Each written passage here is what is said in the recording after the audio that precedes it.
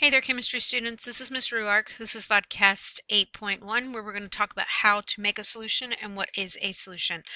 All right, so what is a solution? Well, a solution is something that's made up of a solute and a solvent. So you put a solute and a solvent together and you get something. Ooh, that's not a good color. Let's try another color. Let's see. How about we do red? I bet red will show up better. Oh, yes, it will. All right. So we put a solute and a solvent together and we end up with a solution. All right. So another name for a solution is a homogeneous. That was cute. Homogeneous or homogeneous mixture of two or more substances. Mixture meaning that it has been done physically, not chemically. Okay. And those substances can be ions, molecules, it can be liquids, it can be, whatever. Okay, the solute is the part of the solution that is being dissolved. It is usually the one that's present in the lesser amounts, and the solvent is the part of the solution that dissolves the solute, and it's usually in usually present in the greater amounts. So an example of this is if we were to make sugar water. Why would you want to make sugar water? I don't know. Why not? People like sugar water, right? I don't know, maybe. Okay, so you're going to take 1 teaspoon of sugar and you're going to dissolve it in a cup of water. So which one is the solute? Well, the one that's being dissolved. That would be the sugar.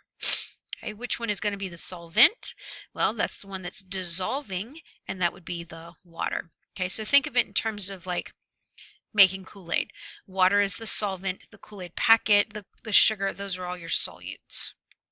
All right, so when you make a solution, you have to, we have to take into consideration something that we call polarity. Okay, when you make a solution, especially if it's an aqueous solution, well, let me back up. In your notes, there's a thing that says a quick look at how ionic compounds dissolve. Follow that link that's at the bottom of that little picture. Okay, follow the link, watch the little video, the animation, and summarize in that little space what happens as a substance dissolves so we can talk about it when you come to class. Okay, now moving on. Polarity. In order for certain things to dissolve, they have to be attracted, and polarity is just talking about that attraction.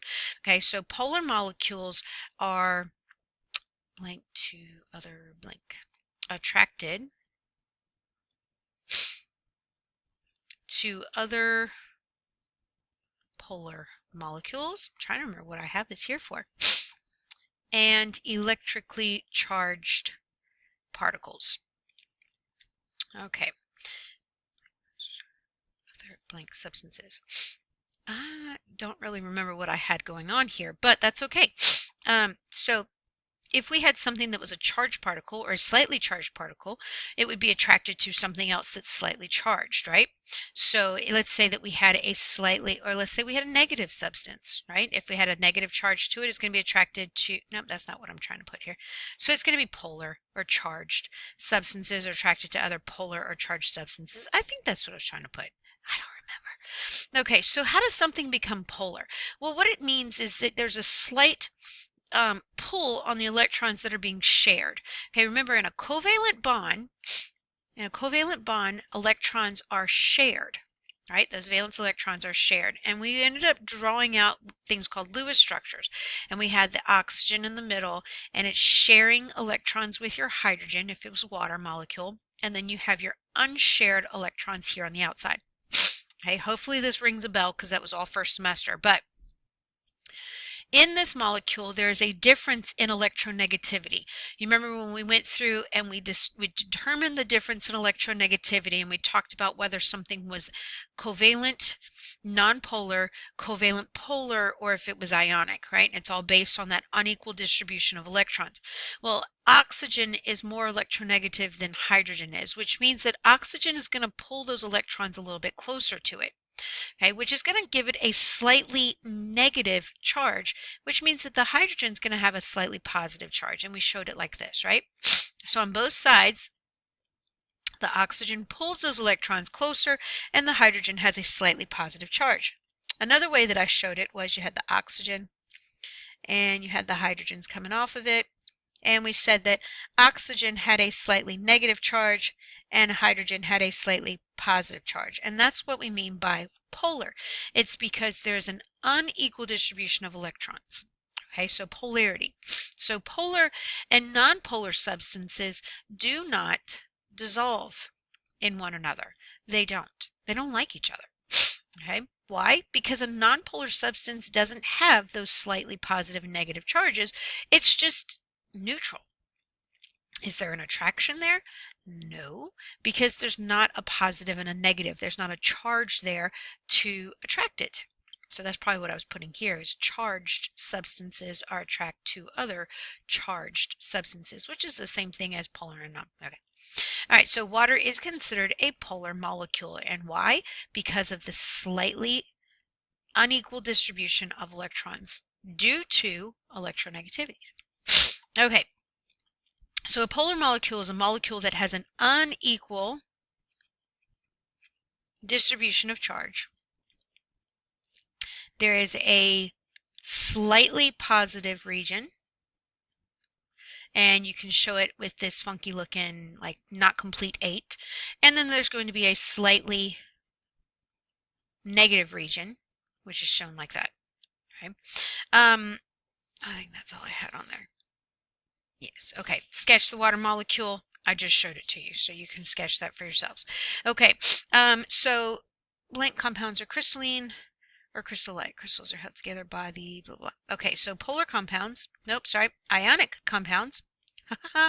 Ionic compounds are crystalline in structure or crystal-like in structure, and crystals are held together by the attraction, the charges, positive and negative, that attract one another.